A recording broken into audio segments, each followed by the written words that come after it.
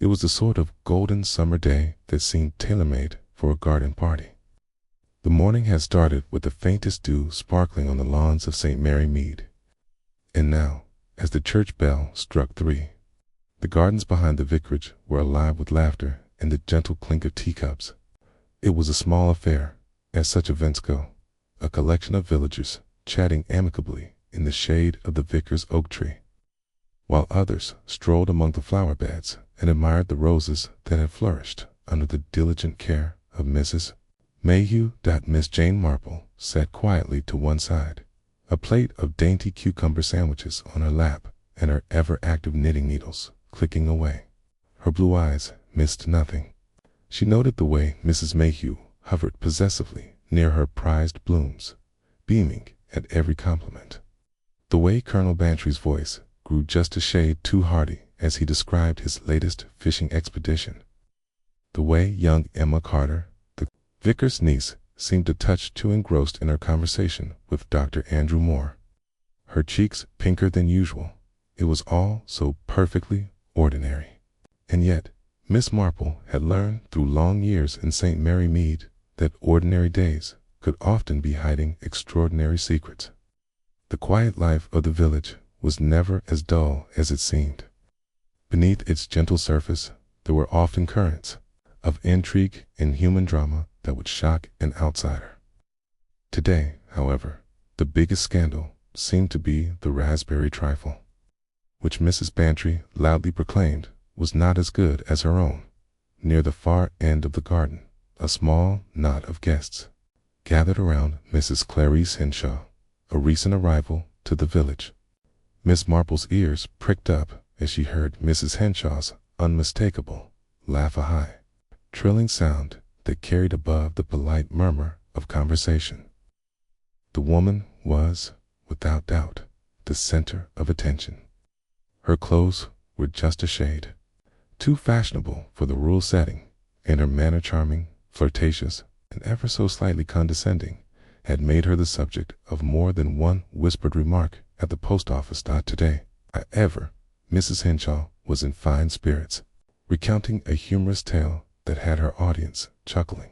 She had arrived in St. Mary Mead only a few months earlier, renting a small cottage on the edge of the village after the passing of her late husband. According to local gossip, Mr. Henshaw had been a man of some wealth, though the details of his demise were vague. Miss Marple had heard various versions: an accident, an illness, even a sudden heart attack.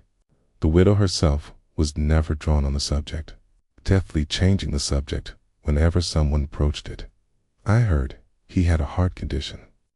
Mrs. Bantry confided to Mrs. Mayhew in what was intended to be a hushed tone, though others say it was something unusual.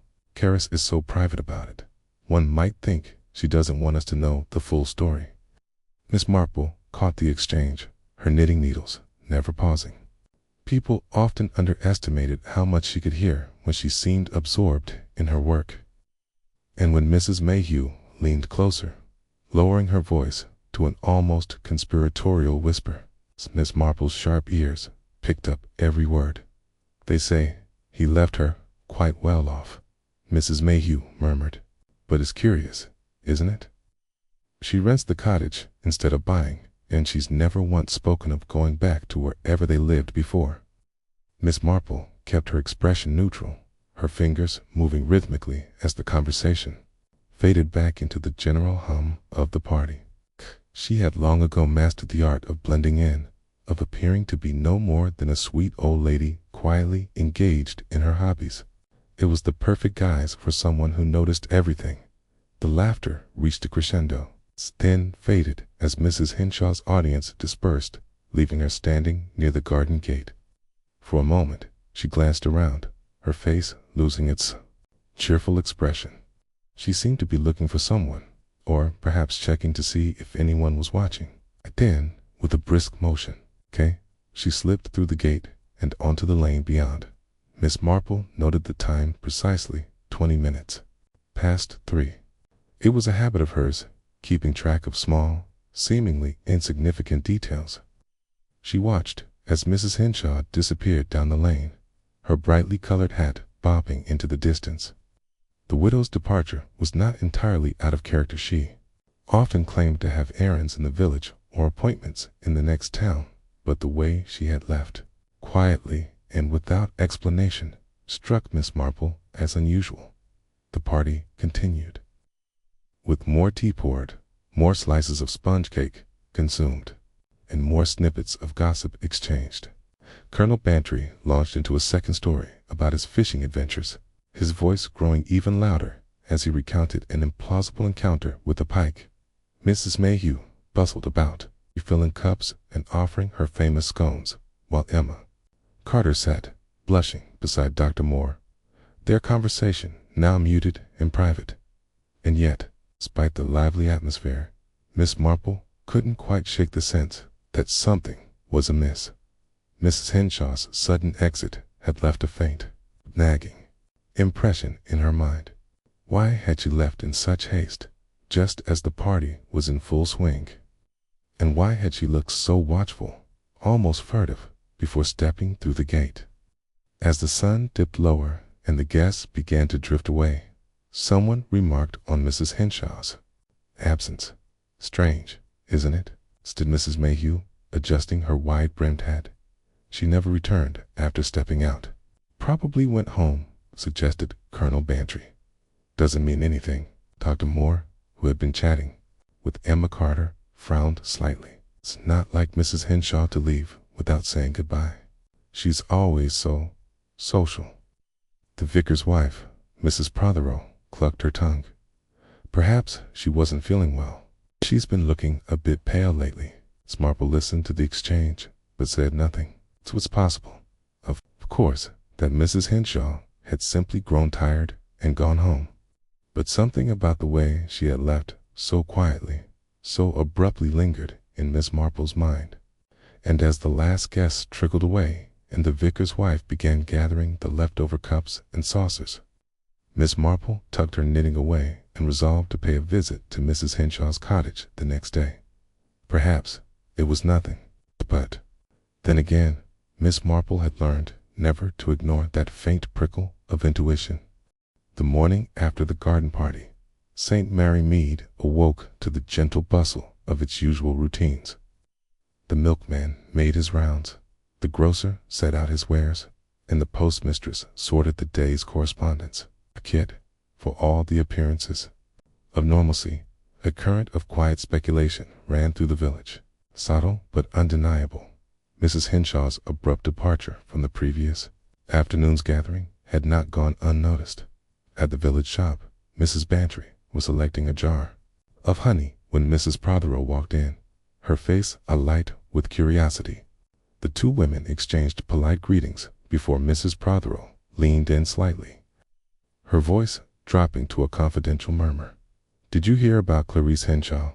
Mrs. Bantry straightened, jar in hand. "You mean her leaving the party? So suddenly? Quite peculiar, wasn't it?" "Very peculiar," Mrs. Prothero agreed. "No one saw her again after she walked down the lane. It's not like her, you know. Clarice is always so visible and cheerful." "Perhaps she wasn't feeling well," Mrs. Bantry suggested, though there was doubt in her tone. "Or perhaps she had an errand in the next town." Mrs. Prothero pursed her lips, but she never mentioned anything. "Can't. I thought I saw her hat left behind on one of the chairs." "Can't." She paused, letting the implication hang in the air. By the time Mrs. Bantry finished her shopping and returned home, she had heard at least two more versions of the story. In one, Mrs. Henshaw had been seen boarding a train for London. In another, she had been called away on urgent business by a solicitor. Neither version, however, seemed to come from a reliable source. They were fragments, overheard whispers that shifted and grew with each retelling. Meanwhile, MissMarple prepared to pay a friendly visit to Mrs. Henshaw's cottage. The little house sat at the edge of the village, tucked behind a low stone wall and partially obscured by a hedgerow. It was a pleasant enough place, though its garden had a somewhat neglected air. MissMarple carried a basket with her usual gift of freshly baked scones, offering that made her arrival appear perfectly ordinary. She knocked lightly at the door and waited. When no answer came, she tried again, her gentle tap sounding almost apologetic against the wooden door. Still no reply. MissMarple peered through the window, but the lace curtains blocked any view of the interior. A younger woman might have simply walked away. But MissMarple was not easily discouraged. She stepped around to the side of the cottage, where a narrow path led to the back garden. The gate was slightly ajar, and she pushed it open, noting the overgrown grass and the faint impression of footprints in the soil. "Miss Henshaw," she called, her voice calm and clear. "Are you home?" The silence that followed was complete. MissMarple stood for a moment, knitting her brows. She noticed a few small details: a watering can tipped on its side, a broken flower pot near the steps. Nothing that screamed foul play, but enough to suggest that something was not quite as it should be. She returned to the front of the cottage, glancing one more time at the windows before walking back toward the village. On her way, she met Mrs. Mayhew, who was out trimming her hedge. "Good morning, Miss Marple," Mrs. Mayhew greeted, her shears pausing mid-snip. "What brings you to this end of the village?" "I thought I might call on Mrs. Henshaw," Miss Marple replied lightly, "but she doesn't appear to be at home." Mrs. Mayhew's brow furrowed. "Strange. I saw her yesterday, just before the party. Squeeze, in fine spirits then." "Indeed," said Miss Marple. "Okay. She seemed quite lively at the gathering, but she left rather suddenly, didn't she?" "Oh, I'm sure she had her reasons," Mrs. Mayhew said, though her tone held a note of uncertainty. "Perhaps she's visiting friends." Miss Marple nodded politely, but as she walked back toward the high street, her mind was busy sorting through what she had seen and heard. Mrs. Henshaw's unexplained absence was, on the surface, nothing more than a small oddity. People often came and went without explanation, but Miss Marple had long ago learned that small oddities often led to much larger mysteries. The afternoon brought more speculation. At the post office, the village's unofficial hub of gossip, the discussion was lively. Mrs. Hartnell, the postmistress, shook her head as she handed over a letter to Colonel Bantry. "It's always the quiet ones," she said to no one in particular. "Mark my words, she's probably going off to meet some mysterious gentleman." Colonel Bantry laughed heartily. "Nonsense, Hartnell. You've been reading too many novels. She's probably just gone to see her solicitor. Widows always have business to sort out, you know." Mrs. Hartnell raised an eyebrow. "Oh, really? And you know this because you're such an expert on widows, do you?" The banter continued, but the underlying question remained: where was Mrs. Henshaw? Miss Marple passed by the post office on her way home and overheard the tail end of the conversation. She didn't stop to contribute, but she filed away the remarks, noting who had said what and how. Later, as she sat by her window with her knitting, she considered the situation carefully. Mrs. Henshaw's departure from the garden party was unusual. Her absence from her cottage was unexplained. The footprints, the tipped watering can, these small details nagged at Miss Marple's mind. What was more, the gossip at the post office revealed something else, a certain undercurrent of tension. People in the village liked Mrs. Henshaw well enough, but she was an outsider, and her presence had stirred old resentments, old jealousies. Miss Marple had seen it before. A stranger arrives, charming and lively, and the village's peaceful surface begins to ripple. Small slights, petty grudges, and whispered suspicions rise to the surface. And sometimes, just sometimes, those ripples can lead to something far more serious. The next morning dawned clear and warm, the kind of day that made even St. Mary Mead's quiet streets hum with life. The milkman's cart rattled past Miss Marple's cottage as she prepared her breakfast, her movements calm and deliberate. She had spent much of the previous evening reflecting on the curious events surrounding Mrs. Henshaw's disappearance. It was not yet a matter of grave concern. People came and went all the time, but there was an unsettling lack of explanation. Miss Marple, a lifelong observer of human nature, knew that unanswered questions tended to grow more troubling the longer they lingered. By mid-morning, she had decided that a second visit to Mrs. Henshaw's cottage was in order. She set off at a steady pace, her walking stick tapping lightly on the cobblestones. The streets were quieter than usual, many of the villagers occupied with their gardens or small errands. Miss Marple exchanged a few polite nods and good mornings with passers-by, but her mind was firmly fixed on a destination. When she arrived, the cottage looked just as it had the day before: small, neatly kept, and seemingly deserted. The overgrown garden remained undisturbed, and the curtains were still drawn. Miss Marple stood for a moment at the gate, surveying the scene. A faint breeze stirred the hedgerows, and a bird sang somewhere nearby. All felt too still, as if the house itself was holding its breath. She approached the door and knocked, firmly but politely. "Mrs. Henshaw," she called. "It's Miss Marple. I've brought you some scones." There was no response. Miss Marple tilted her head, listening intently. The silence was thick, broken only by the faint rustle of leaves. She tried again, knocking a little louder. "Mrs. Henshaw, are you home?" Still nothing. Miss Marple set her basket down on the doorstep and turned her attention to the window. The lace curtains hung motionless, their embroidered patterns casting faint shadows on the glass. She could see nothing beyond them, no movement inside. She moved closer, peering into the edges of the window, but the view remained obscured. Her gaze drifted to the door handle. It was an ordinary brass handle, slightly tarnished, with a matching keyhole. Miss Marple hesitated. It was not her habit to intrude uninvited, but her instincts told her something was not right. She reached into her reticule and produced a small, carefully wrapped bundle. Within it was an old, well-worn key. Miss Marple had acquired the key many years ago, back when the cottage had been owned by a dear friend. That friend had since passed on, and the property had changed hands several times. Miss Marple had never returned the key, though it had remained tucked away in a drawer for years. It was a coincidence, of course, that she still had it, but Miss Marple did not believe in coincidences. If the key still fit, it would be a sign that she was meant to look inside. She unwrapped the key and inserted it into the lock. It turned easily.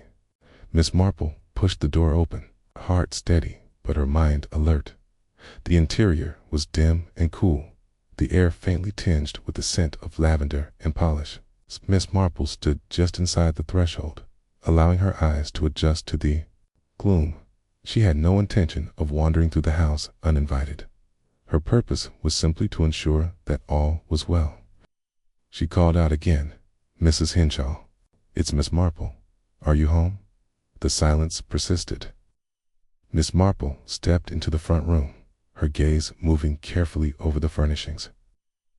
The room was neat and tastefully arranged, with a small writing desk by the window and a comfortable armchair near the hearth. A few knickknacks adorned the mantelpiece: porcelain figurines, a brass clock, and a framed photograph of a man who must have been the late Mr. Henshaw. The photograph caught Miss Marple's attention. She moved closer, her sharp eyes taking in the details. The man was handsome in a distinguished way, his features composed but not unkind. Yet there was something in his expression, a certain tightness around the mouth, that suggested a man who had known his share of troubles. Miss Marple turned her attention back to the room. On the writing desk, she noticed a letter opener and a small stack of papers. The top sheet was a letter, half written, with Mrs. Henshaw's bold handwriting clearly visible. Miss Marple resisted the urge to read it, but her glance caught the opening words, "Dearest Evelyn." The letter was addressed to someone close, someone Mrs. Henshaw had trusted enough to confide in. Miss Marple stepped away from the desk and moved toward the kitchen. Here, too, everything appeared ordinary. The kettle sat on the stove, and a tea tray had been left on the counter, its contents untouched. A vase of wilted flowers stood on the windowsill, their petals drooping sadly. Miss Marple's eyes narrowed. The flowers had clearly been left for days, perhaps longer. Mrs. Henshaw was known for her love of fresh blooms. It was unlike her to let them decay. Miss Marple turned back to the main room, her brow furrowed. She felt no immediate sense of danger, no sign of a struggle or disorder. Yet the stillness, the untouched tea tray, and the forgotten flowers all suggested that Mrs. Henshaw had left suddenly, without the intention of staying away. Miss Marple's mind worked rapidly, connecting these small clues to the larger mystery of the widow's disappearance. She returned to the front door, quietly locking it behind her as she stepped outside. The village's gentle hum of life resumed as she walked back toward the high street, her thoughts moving in carefully measured steps. The key had turned, but the door to the mystery had only just begun to open. The quiet unease surrounding Mrs. Henshaw's absence continued to ripple through the village. By now, nearly everyone had heard some version of the story: the garden party, her sudden departure, and the fact that no one had seen her since. At the post office, the general store, and the parish hall, villagers exchanged knowing glances and whispered speculations, each new retelling adding a layer of intrigue. Miss Marple, meanwhile, kept her own counsel. She spent the next day quietly, tending to her garden, pruning roses and deadheading marigolds. She appeared as serene as ever, pausing occasionally to exchange pleasantries with passers-by. But beneath her outward calm, her mind was hard at work. She had spent much of the previous evening considering the details of Mrs. Henshaw's cottage: the untouched tea tray, the wilted flowers, the half-written letter on the desk. There was no obvious sign of foul play, but the scene left her with more questions than answers. Why had Mrs. Henshaw left so abruptly? And, more importantly, why had she not returned? It was unusual, to say the least, for a woman as sociable and vibrant as Mrs. Henshaw to simply vanish without a word. That morning, Miss Marple carefully clipped a particularly stubborn thorn from one of her roses. She noticed Mrs. Bantry coming up the lane. Mrs. Bantry waved cheerfully, basket swinging from her arm, and Miss Marple straightened to greet her. "Good morning, dear," Mrs. Bantry called. "What a lovely day." "Indeed it is," Miss Marple replied. "I see you've been to the market." "Oh, just picking up a few things for lunch," Mrs. Bantry said. "I thought I might prepare a nice stew." "No, with the evenings getting cooler, it's rather comforting." Miss Marple smiled. "A very good idea." Mrs. Bantry hesitated, glancing toward the path leading to Mrs. Henshaw's cottage. "I don't suppose you've heard anything new about Clarice Henshaw?" she asked, lowering her voice. "It's so odd, isn't it? Not a single soul has seen her." "Nothing new, I'm afraid," Miss Marple said evenly, "though it is curious. One would think she'd let someone know if she had plans to be away." "Exactly," Mrs. Bantry exclaimed. "It's not as if she's some reclusive spinster. She was always so present, you know?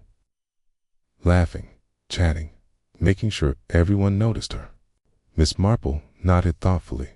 She did enjoy being the center of attention. "Well, I don't mind saying I'm worried," Mrs. Bantry said. "If she's had some kind of accident, or if she's unwell." She trailed off, shaking her head.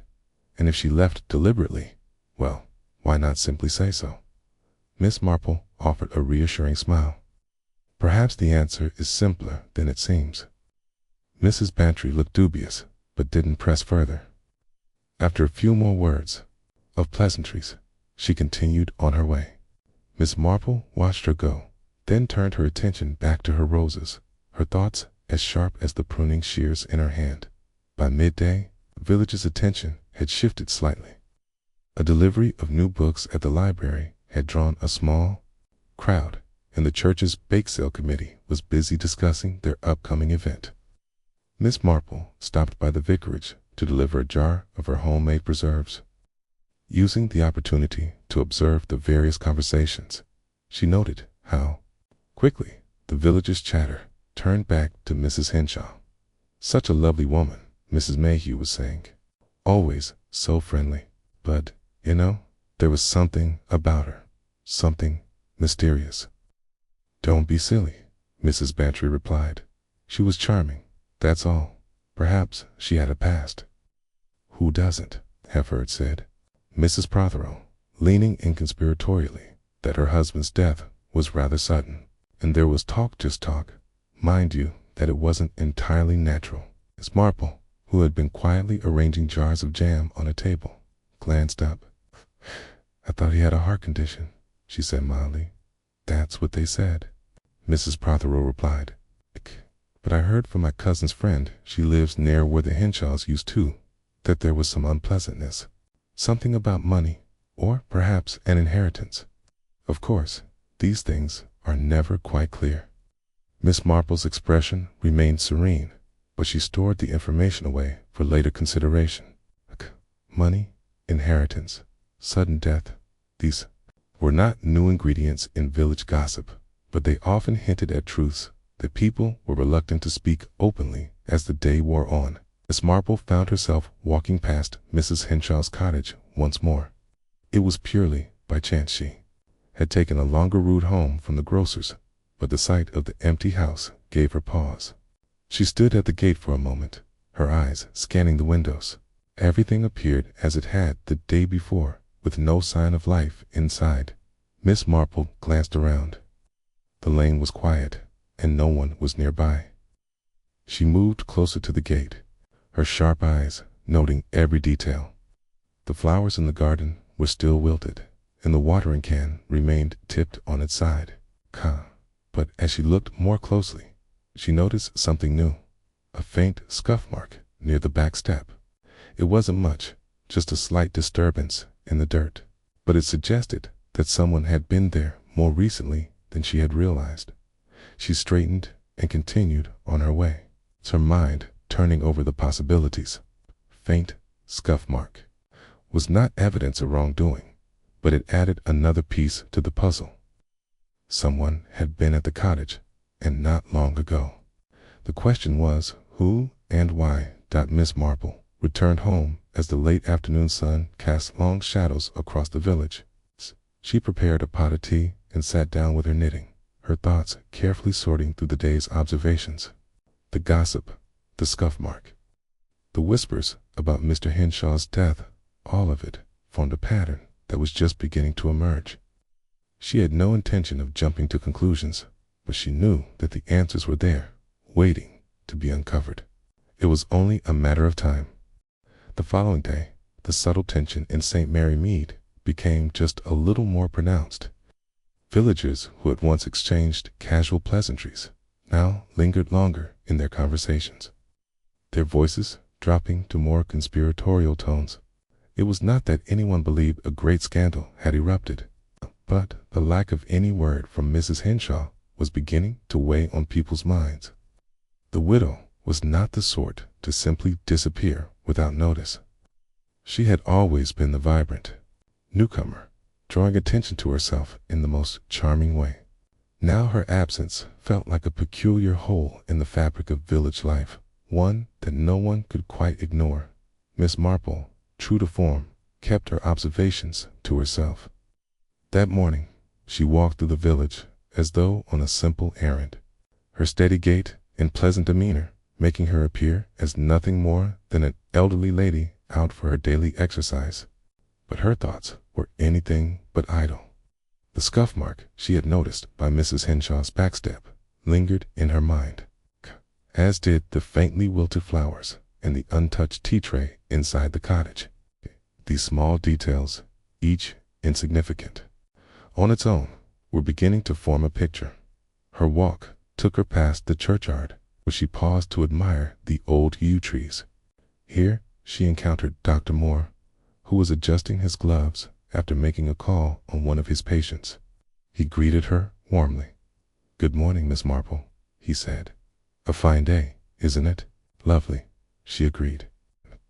"You've been busy, I see." "A few house calls," he said lightly. "Nothing out of the ordinary." Miss Marple gave him one of her kindly smiles. "And have you seen anything of Mrs. Henshaw?" Dr. Moore hesitated, his brow furrowing slightly. "No, I can't say that I have. It's odd, isn't it? One would think she'd turn up by now." "Quite," Miss Marple murmured. "It's not like her to be so quiet." "No, indeed," Dr. Moore said, pulling his gloves tighter. "Dare say it's nothing serious, though. Perhaps she's taken ill and is resting somewhere." "Perhaps," Miss Marple said, "though I do wonder why she wouldn't let someone know." Dr. Moore nodded thoughtfully. "You're quite right, Miss Marple. Well, if she doesn't show herself soon, we may have to make inquiries." "Yes, we may," Miss Marple said, her tone serene. She said her goodbyes and continued on her way, the brief exchange turning over in her mind. Dr. Moore was a sensible man, not given to exaggeration. Even he was beginning to consider making inquiries. Then Mrs. Henshaw's absence was truly becoming conspicuous. By the time she reached the village square, Miss Marple had formed a plan. It was time to ask a few discreet questions, not to stir trouble, but to gather information. She stopped by the post office to post a letter and exchanged pleasantries with Mrs. Hartnell.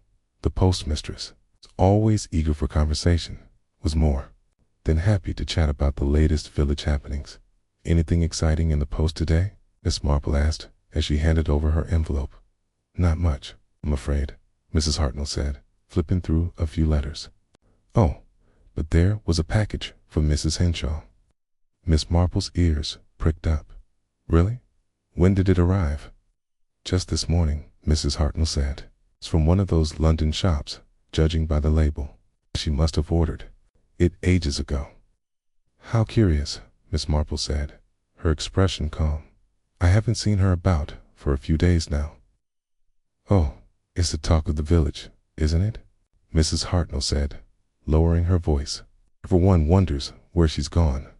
I thought perhaps she'd gone up to London, but then why would her package come here?" "K.D.," Miss Marple murmured. "I wonder if she had any family nearby." "Not that I know of," Mrs. Hartnell said. "She always spoke of her late husband, but never mentioned children or close relations. A few friends, maybe, but no one local." "Thank you," Miss Marple said, tucking away the information. She left the post office with a thoughtful look on her face. The package was an interesting detail, suggested that Mrs. Henshaw had intended to stay in the village for some time. If she had planned to leave, why not redirect the delivery? Lest, of course, she hadn't planned to leave at all.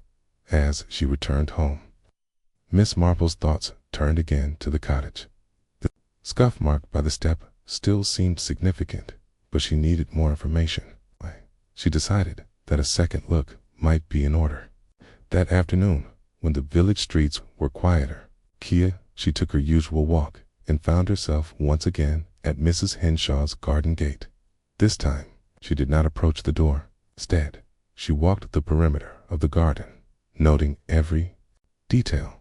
The scuff mark remained, though it was faint. A few more petals had fallen from the wilted flowers. She noticed that the soil near the back door looked slightly disturbed. Perhaps an animal had passed through. Or perhaps someone had walked there recently. Miss Marple stood for a moment, gazing at the small, empty house. It seemed so ordinary, so unremarkable. Yet she could not shake the feeling that something very unusual had happened. She turned and walked back toward the village, her steps unhurried, but her thoughts moving quickly.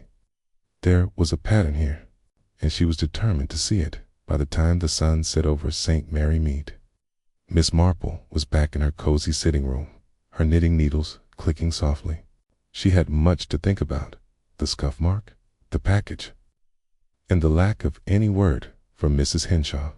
These small clues were like pieces of a puzzle, each one adding a little more shape to the larger picture. Miss Marple was not in a hurry to solve the mystery. She knew that the answers would come in time if she paid close attention. For now, she would wait and watch. The village had a way of revealing its secrets to those who listened carefully, and MissMarple had spent a lifetime listening. As another quiet day unfolded in St. Mary Mead, the village seemed to settle into a curious mix of routine and restlessness.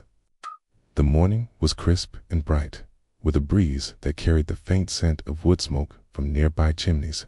Yet, for all the charm of the season, there was an underlying tension in the air, an unspoken acknowledgement that something was still amiss.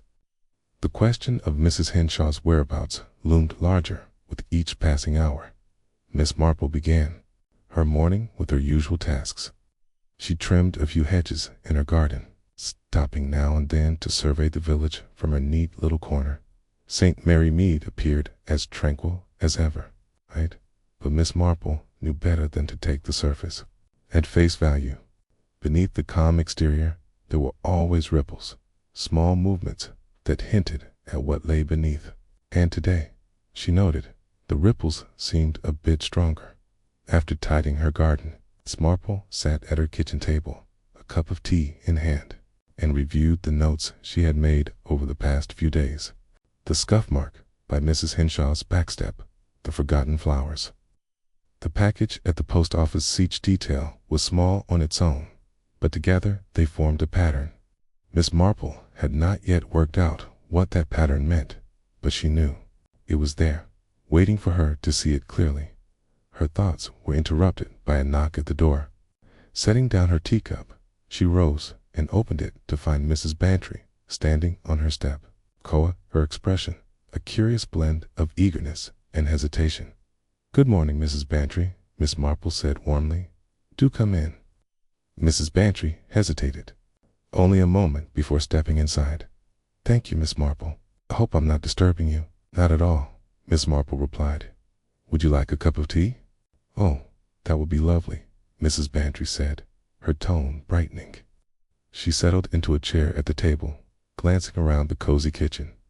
MissMarple moved about the room with practiced ease, fetching a second cup and setting out a plate of biscuits. Once they were both settled, Mrs. Bantry leaned forward slightly. "I thought you'd like to know," she began, her voice dropping to a more conspiratorial tone. "There's been a bit of a stir at the vicarage. 2 gentlemen arrived this morning, quite unexpected." "Really?" MissMarple said, her tone carefully neutral. "Who were they?" "Well, that's just it," Mrs. Bantry said. "No one seems to know. They're not from around here, that much is certain. One of them had a very proper air about him, and the other looked rather, well, businesslike. They went straight to the vicar, and they've been closeted with him ever since. I happened to be passing by, you see, on my way to the baker's, and I couldn't help but notice." "Interesting," MissMarple said, taking a sip of her tea. "Did anyone else see them?" "Oh yes," Mrs. Bantry said, nodding. "Mrs. Prothero was coming out of the churchyard, and I think she saw them too. Of course, she's probably already spinning some story about how they're secret agents or something equally fanciful." MissMarple smiled faintly. "I suppose it's natural for people to speculate." "Indeed," Mrs. Bantry agreed. "But I thought I'd mention it to you, since you've been wondering about poor Mrs. Henshaw. It's probably nothing, of course. Just 2 gentlemen on some church business. Still, one can't help but wonder."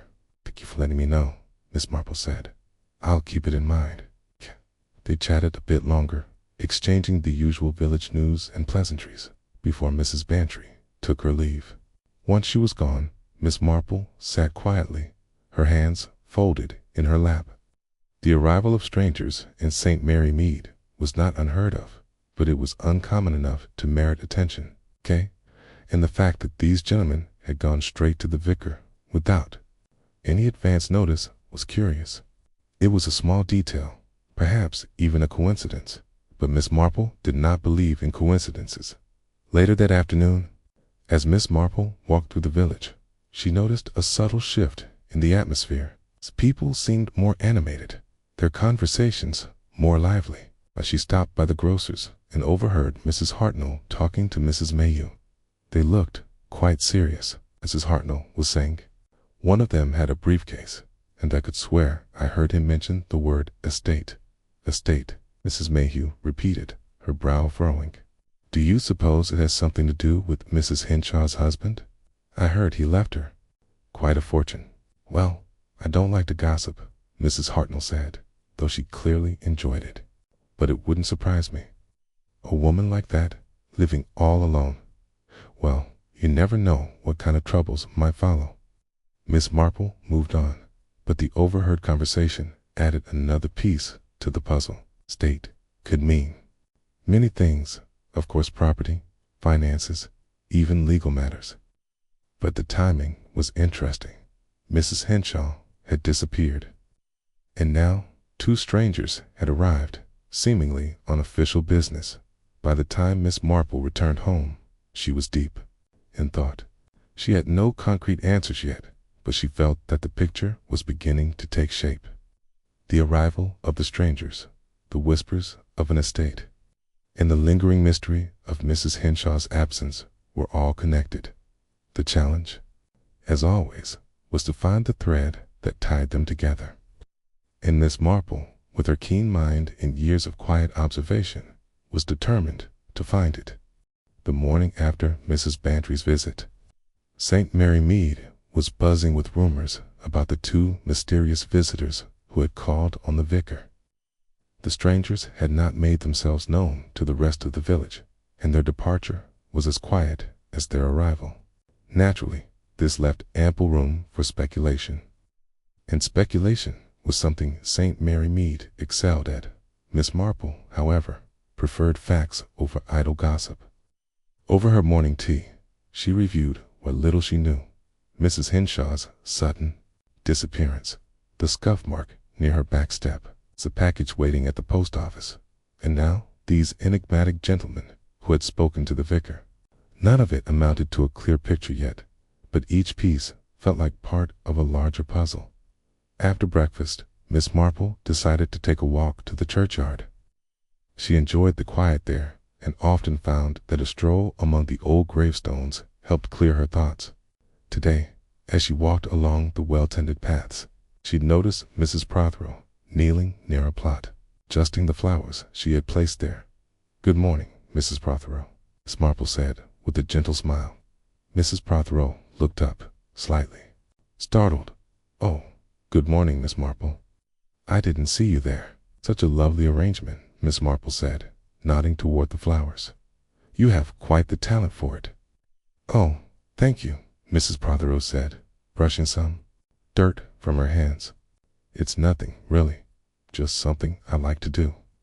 They chatted for a moment about the weather and the flowers before MissMarple steered the conversation to the topic she was most curious about. "I understand you happened to see the gentleman who visited the vicar yesterday," MissMarple said casually. Mrs. Prothero's eyes lit up. "Oh, yes. I was coming out of the churchyard when they arrived. Very well dressed, both of them. The taller one had the air of a solicitor, I thought, and the other fellow, well, he looked more like a clerk." "Did they say anything to you?" MissMarple asked.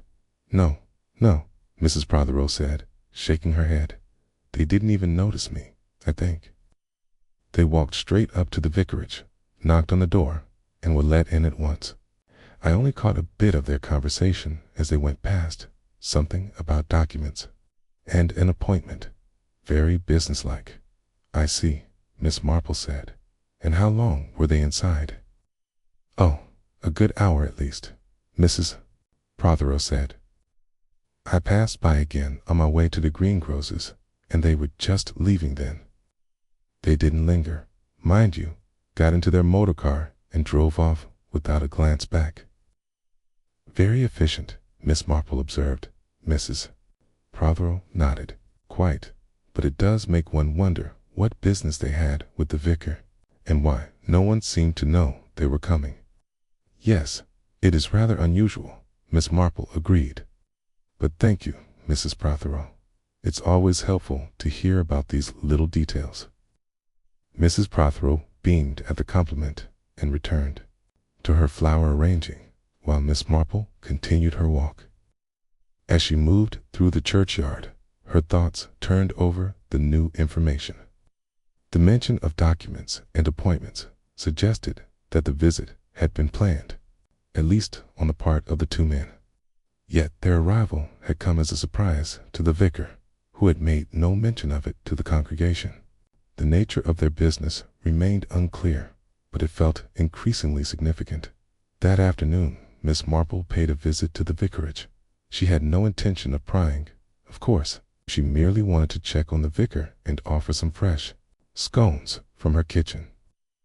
The vicar greeted her warmly, as he always did, and invited her into the sitting room. "Such a pleasant surprise, Miss Marple," he said, taking the plate of scones with a smile. "Your baking is always a treat." "Thank you, Vicar," Miss Marple said, settling into a chair. "I thought you might enjoy them with your tea." The vicar set the plate on a small table and poured them each a cup of tea. Talked for a while about parish matters, the upcoming harvest festival, and the usual village goings-on. Miss Marple, ever patient, waited for the right moment to steer the conversation toward the subject on her mind. "I understand you had visitors yesterday," she said at last, her tone light and conversational. The vicar's eyebrows rose slightly. "Ah, yes, 2 gentlemen from the city." "It was quite unexpected. Were they from your diocese?" Miss Marple asked. "No, not at all," the vicar said, shaking his head. "In fact, I was rather surprised to see them. They came on behalf of a solicitor's firm, something to do with the estate of a recently deceased parishioner." Miss Marple tilted her head slightly. "That sounds rather important." "Oh, it was," the vicar said. "They needed access to some old parish records. It seems there was a question of inheritance, some distant relative trying to establish a claim. I helped them find what they needed, and they were on their way." "See," Miss Marple said, nodding. "And did they mention the parishioner's name?" The vicar hesitated for a moment before replying. "Henshaw. Apparently, there was a connection to Mrs. Henshaw's late husband. I hadn't realized she had such a complicated family history." Miss Marple's eyes narrowed slightly, though her expression remained calm. "How interesting," she said. "It must have been a surprise." "It certainly was," the vicar said. "But they were quite professional, very polite. I don't expect I'll hear from them again." Miss Marple finished her tea, thanked the vicar for his time, and left the vicarage with a great deal to think about. If these gentlemen had come to inquire about Mr. Henshaw's family estate, and if their visit coincided with Mrs. Henshaw's disappearance, then the two events were surely connected. The question was how and we. For several days, the village of St. Mary Mead remained abuzz with speculation. But the mystery of Mrs. Henshaw's disappearance remained frustratingly unresolved. The solicitor's visit, the whispers about the late Mr. Henshaw's estate, and the strange scuff mark near her backstep all pointed to something far deeper than a simple departure. And yet, Miss Marple knew that speculation alone would not reveal the truth. Then, something happened that made everything far more urgent. It was the vicar's wife, Mrs. Weatherby, who found him first. That morning, she had gone out to collect eggs from the henhouse when she noticed the back door of the vicarage standing ajar. Frowning, she stepped inside, calling out for her husband. No answer. The vicar was an early riser, but he never left the door open. A chill crept down her spine. She moved through the house quickly, growing more anxious with every step. And then, in his study, she found him. The room was in slight disarray, papers scattered across the desk, the chair knocked askew. And there, slumped over the desk, was the vicar, his head resting awkwardly on a pile of documents.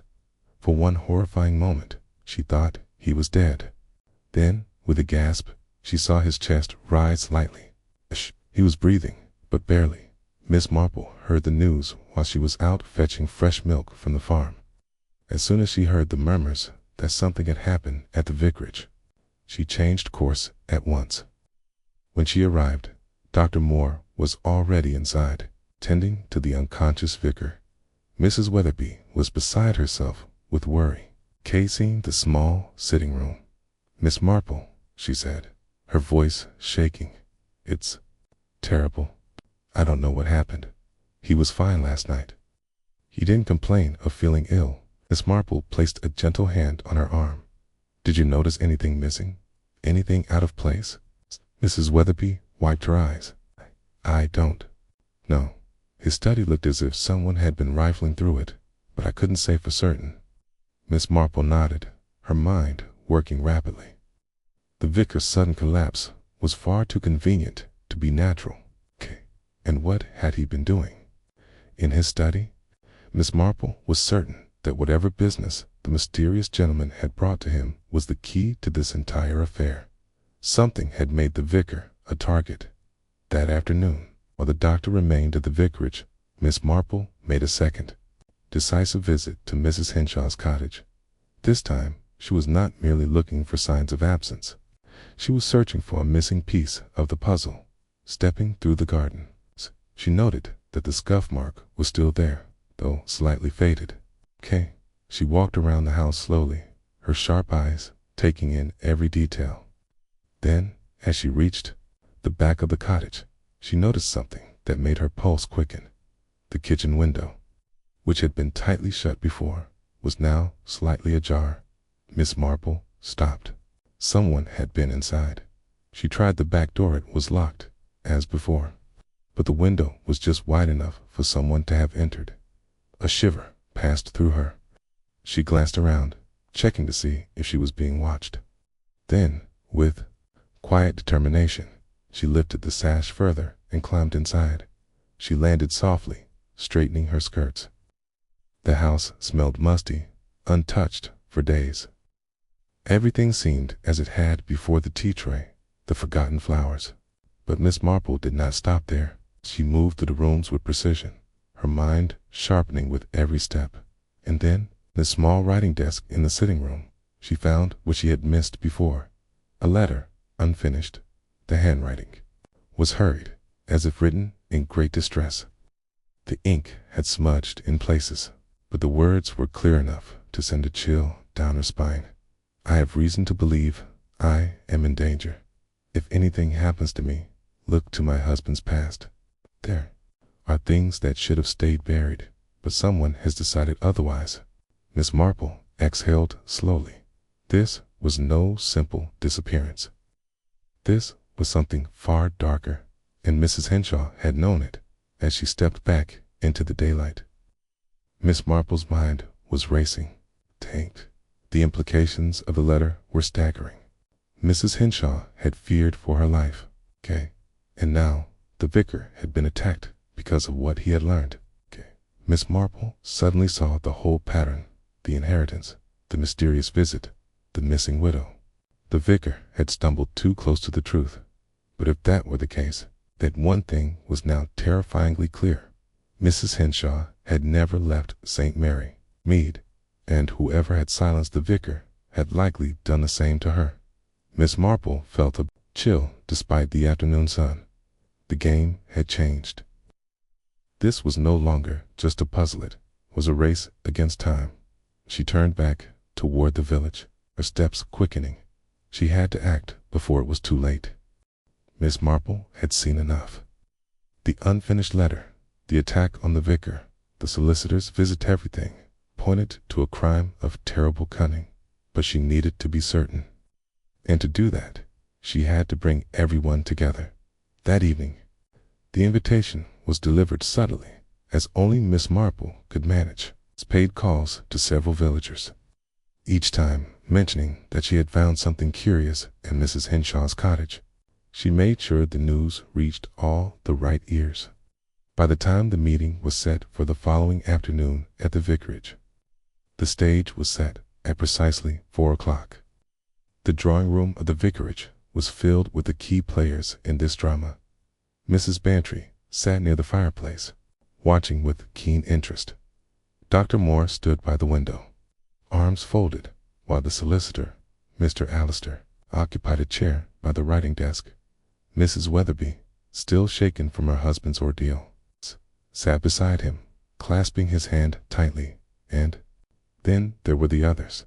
Mrs. Hartnell, the postmistress, who had first noticed Mrs. Henshaw's unclaimed package, Mrs. Prothero, who had overheard the gentleman speaking about documents and appointments, and, most importantly, Mr. Edmonds, the late Mr. Henshaw's former business partner, man who had once been a quiet fixture in the village, but who now sat rigidly, his fingers drumming against the arm of his chair.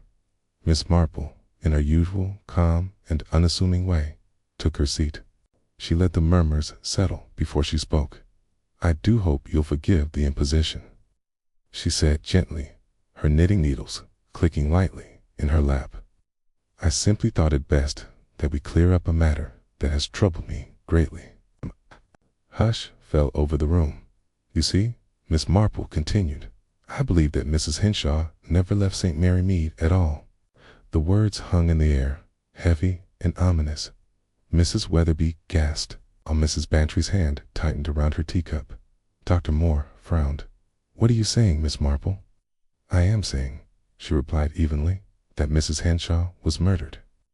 The room erupted. Mrs. Prothero clutched her pearls.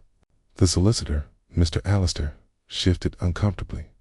Mr. Edmonds remained silent, his fingers still drumming.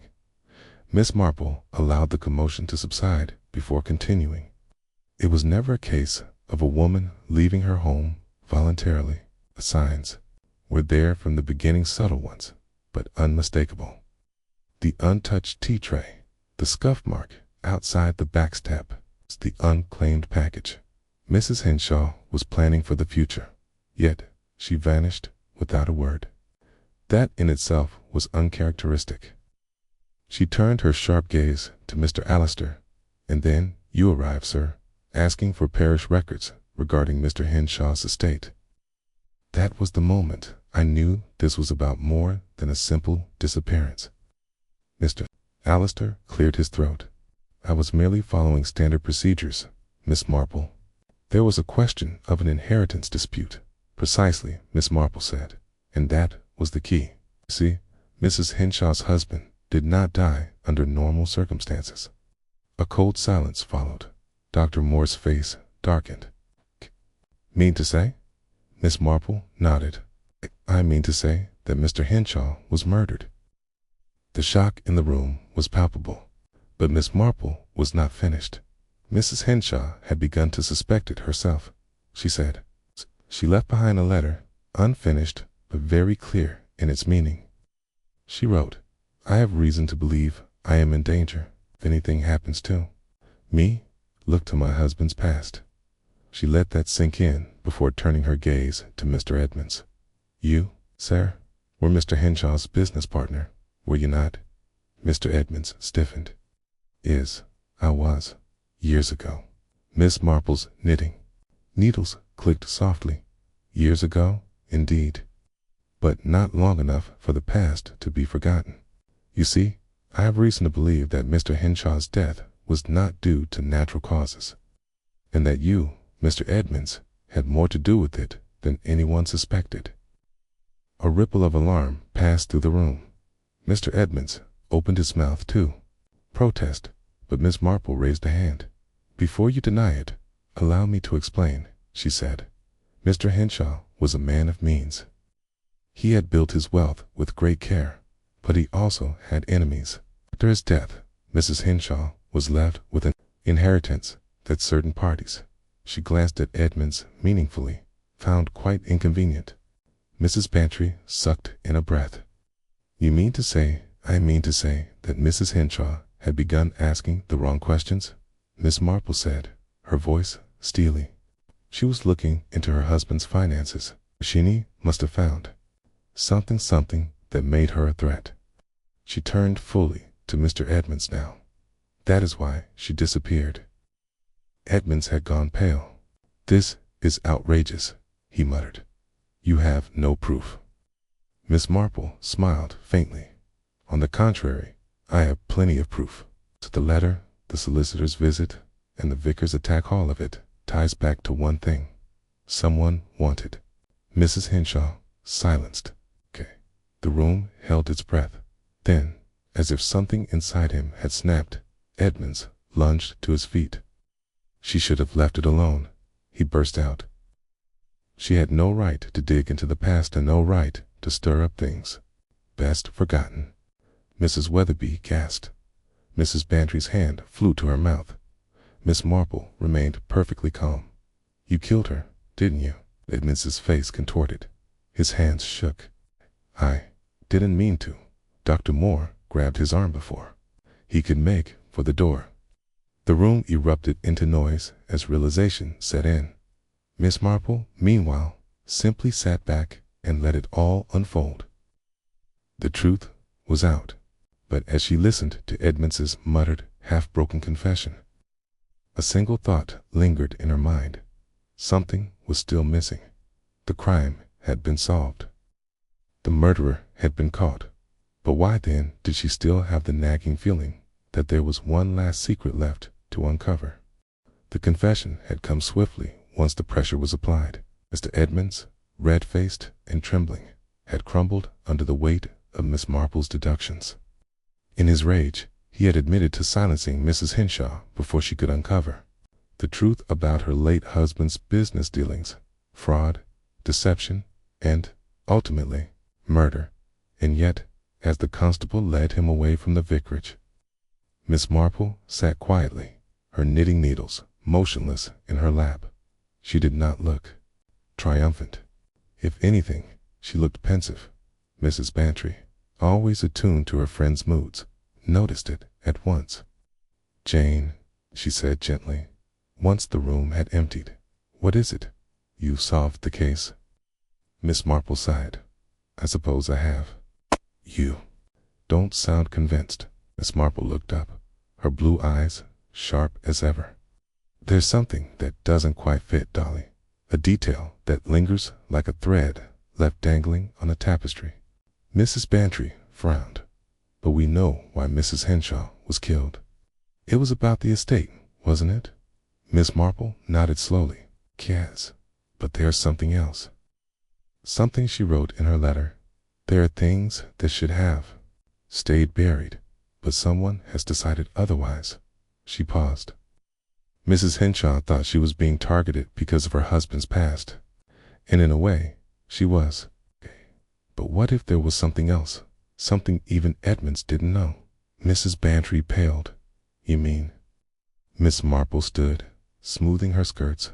I believe there is one last place I must visit before I can let this matter rest. The hour was late when MissMarple arrived at Mrs. Henshaw's cottage once more. The constables had come and gone, securing the property. But MissMarple knew there was still something waiting to be found. She moved methodically, scanning the rooms with fresh eyes. She had already discovered the unfinished letter, but there had to be something more, something that explained why Mrs. Henshaw had written with such urgency. And then, in the small cupboard beside the writing desk, she found it. A box, old, wooden, unassuming. She lifted the lid. Inside, nestled beneath yellowing papers, was a photograph that MissMarple's breath caught. It was of a young woman, dark-haired, sharp-eyed. Not Mrs. Henshaw, but someone else. Scrawled in fading ink on the back were 3 words that made the hairs on the back of MissMarple's neck stand on end. She knows everything. MissMarple's hands trembled slightly as she held the photograph.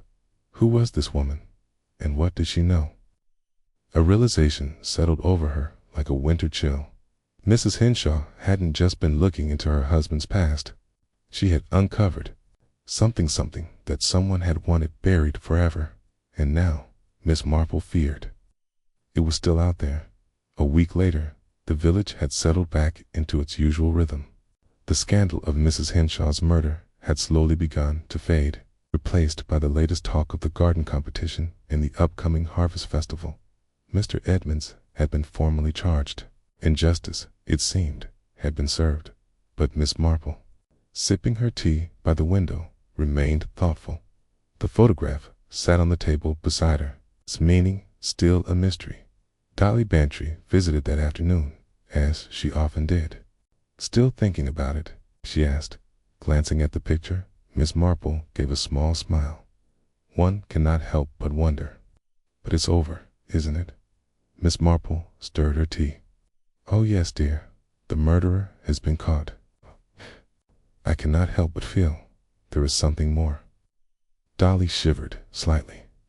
Do you think whoever wrote that message is still out there? Miss Marple picked up the photograph, studying the face of the unknown woman. Perhaps, she murmured. Or perhaps she's closer than we think. Outside, the village remained as peaceful as ever. But in the fading light, Miss Marple could not shake the feeling that someone, somewhere, was still watching, and that, she knew, was the most unsettling thing of all.